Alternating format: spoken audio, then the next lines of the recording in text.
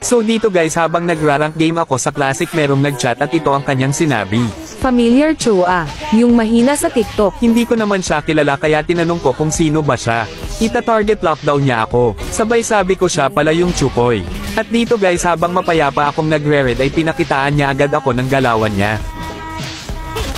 Kaya napasabi na lang ako ng, grabe freestyler pala ta. Ang hina mo naman, sayang lang skin. Sayang lang daw skin ko. At dito ay papakitaan ko lang sana ng freestyle kong helper, ang kaso nakasunod agad siya kaya napitas din niya ako.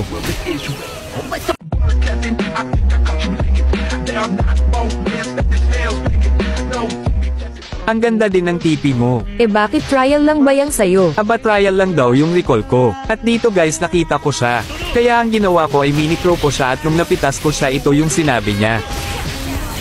Ang lag Yumay. Aba nag-reason agad siya. At so dito guys, papakitaan ko sana siya ng triple recall, ang kaso nagkamali ako pero napitas ko pa din naman siya. Yan ba TikToker, ayusin mo naman. Aba ayusin ko daw. Ako pa talaga yung mag-aayos kaya dito bibigyan mo na kita ng discount at ayusin mo din yung pag-dodge mo. By the way guys, naghahanap na pala ako ng makakalaro. At kung gusto mo nga pala akong makalaro ay mag-comment ka lang. I-action na ba TikToker Chukoy? Ang sakit mo. At dito guys, kukuha lang sana ako ng blue buff, ang kaso biglang may sumipa sa akin at pinagtaytipihan ako. Nakakahalata na tong kalaban ko kasi tingnan nyo naman, winawan hit lang ako. At dito guys, hindi ko ini-expect yung mangyayari. Ala paano?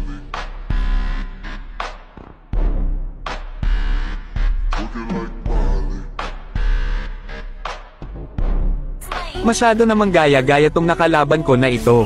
Sa akin kasi yon. At dito guys, TP pa siya na one hit tuloy siya. At syempre guys, dahil na mali ako sa triple recall kanina, pakitaan natin siya ng walang katapusang triple recall.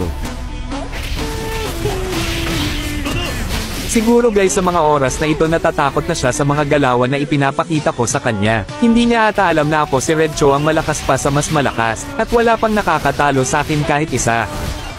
At tingnan nyo guys kung paano ko siya gawing lamok.